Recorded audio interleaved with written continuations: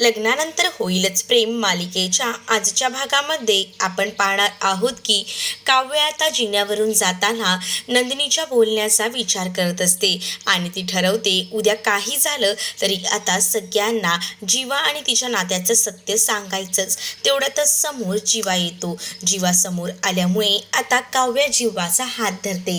त्यावर जीवा इकडे तिकडे पाहतो आणि काव्याला म्हणतो की हे सगळं काय चाललंय. त्यावर काव्या जीवाला म्हणत असते की तुझं सगळं काय चाललंय ते तरी मला सांग, कारण तुझं जे काही सुरू आहे ना त्यावरून स्पष्ट दिसतंय की तू कोर्टच्या मार्गावर चाललेला आहेस.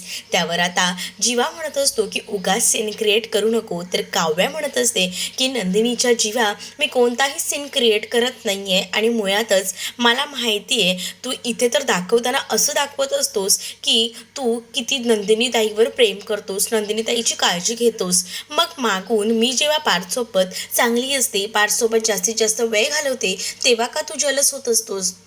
मग तेव्हा कोणता पुरुषी अहंकार जागा होतो?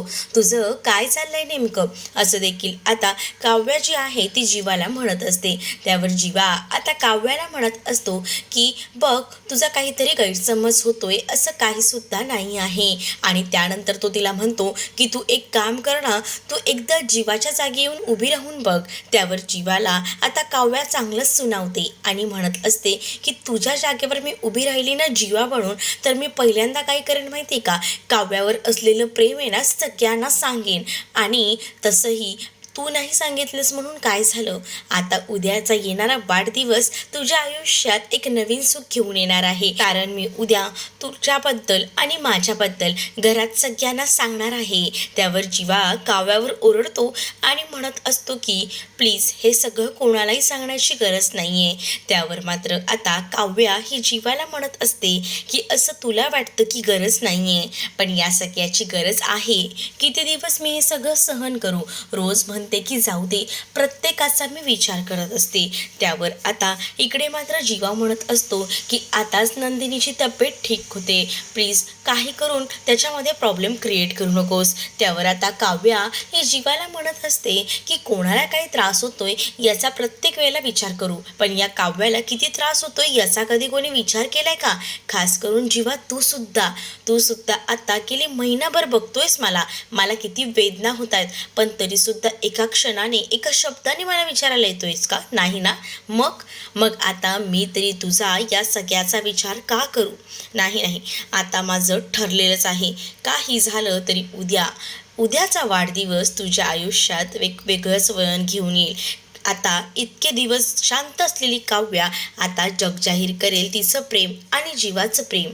असं देखील आता काव्या ही ओरडून जीवाला बोलत असते आणि त्यानंतर रागारागाने त्याला बोलते आणि तिकडनं निघून जाते. आता काव्याच्या बोलण्याचं जीवाला खूप जास्त टेन्शन आलेलं असतं.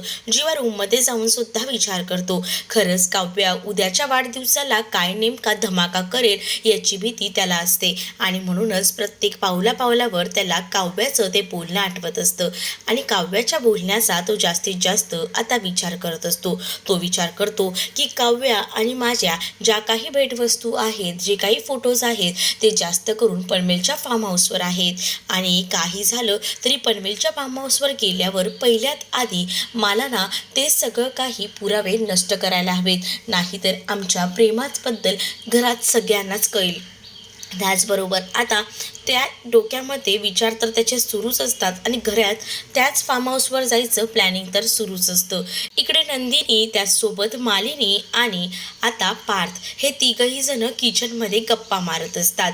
त्याच वेळेला आता जीवाचा वाढदिवस आहे, पण जीवापेक्षा पार्थच किती उत्सुक आहे या वाढदिवसासाठी असं मालिनी म्हणते.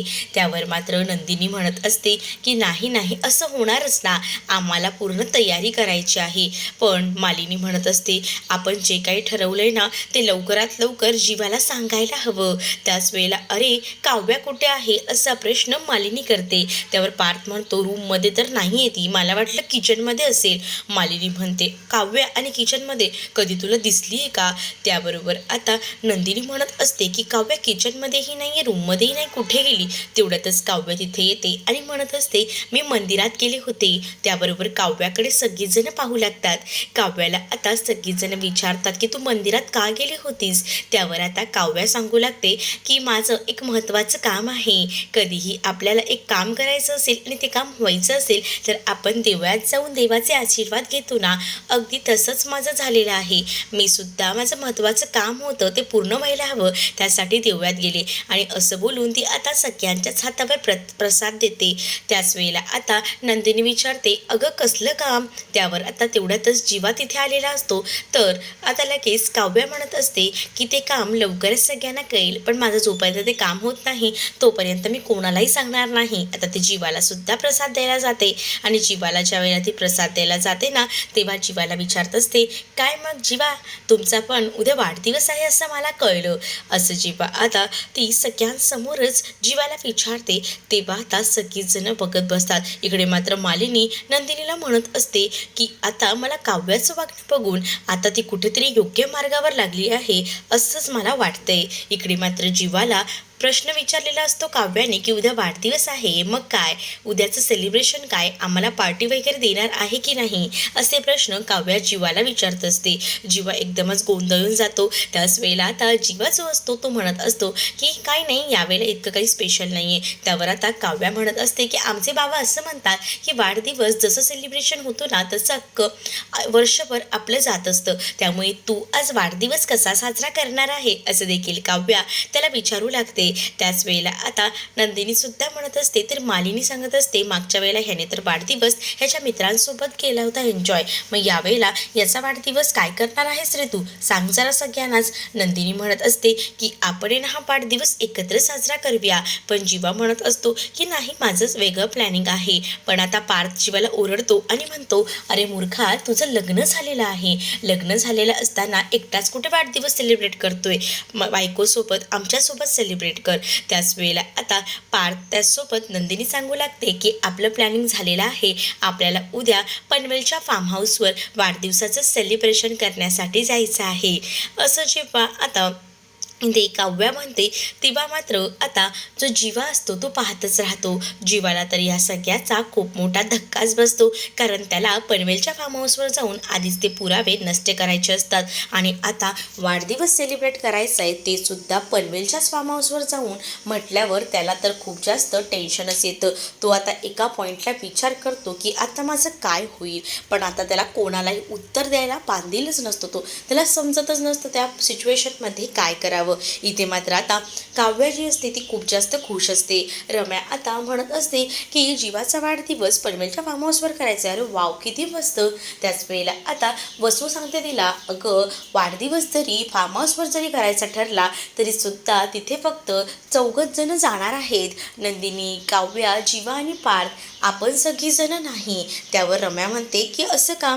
त्यावर वसू सांगते, अगं ॲनिव्हर्सरीच्या दिवशी बघितलंच ना किती मोठा तमाशा झाला आणि त्याला माहिती होतं त्या ॲनिव्हर्सरीचं सेलिब्रेशन मिस केलेलं आहे, म्हणूनच तर मला वाटतं की त्यांनी हे घरात सेलिब्रेशन न करता फार्म हाऊसवर करायचं ठरवलं असेल.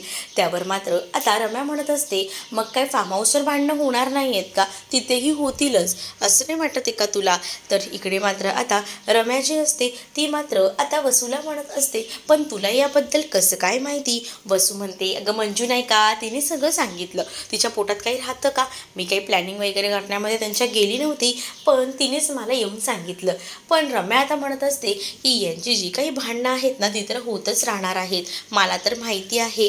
तर आता वसू म्हणत असते, रम्या तू सुद्धा जा ना फार्म हाऊसवर, म्हणजे नेमका राडा तिथे काय होतो हे तरी कळेल आपल्याला. तर इकडे मात्र जीवाला आता कळलेलं असते की फार्म हाऊसवर जायचं आहे, त्यामुळे जीवाला तर खूप मोठा धक्काच बसलेला असतो. त्याच वेळेला आता काव्या मुद्दामून विचारत असते की तुमच्या फार्म हाऊसवर नेमकं काय काय आहे. तर त्यावर आता पार्थ सांगत असतो की फार्म हाऊसवर आमच्यासुद्धा तिथे वेगवेगळ्या रूम्स आहेत. तर आता इथे पार्थच्या समोरच काव्या म्हणत असते की जीवाला, बापरे तुमच्या तिकडे सुद्धा वेगवेगळ्या रूम्स आहेत, म्हणजे त्या वेगवेगळ्या रूम्समध्ये प्रत्येकाचे काही ना काही सिक्रेट तर असतीलच ना. असं बोलल्यावर जीवा तर आता पाहतच राहतो. तर आता जीवाला टेन्शन असतं, म्हणूनच नंदिनी जीवाला विचारते, अहो जीवा काय झालंय, तुम्ही काही बोलत का नाही आहे. पण जीवाकडे आता शब्दच उरलेले नसतात. तर इकडे मात्र आता पार्थकडनं मुद्दामून काव्या काही ना काही माहिती काढून घेत असते जीवाच्या समोरच, आणि त्यामुळे जीवा आता पुरता मोठा घाबरलेला असतो. तो आता विचार करतो की झालं कल्याण, आता तर मग माझं आणि काव्याचं रिलेशन सगळ्यांना समजणार. कारण आता जीवाच्या आणि काव्याचे जे काही प्रेमाचे प्रतीकाचे जे काही ग्रीटिंग्स आणि त्याचसोबत काही फोटोज हे सगळं आहे ते सगळं तिकडे आहे. त्याच वेळेला आता काव्याचा नावाचा टॅटूसुद्धा जीवाच्या अजूनही छातीवर आहे. त्यामुळे आता काव्या कशा पद्धतीने हा उलगडा करेल हे पाहणं तितकंच इंटरेस्टिंग असणार आहे. तुम्ही जर आपल्या चॅनलवर नवीन असाल तर चॅनलला सबस्क्राईब नक्कीच करा.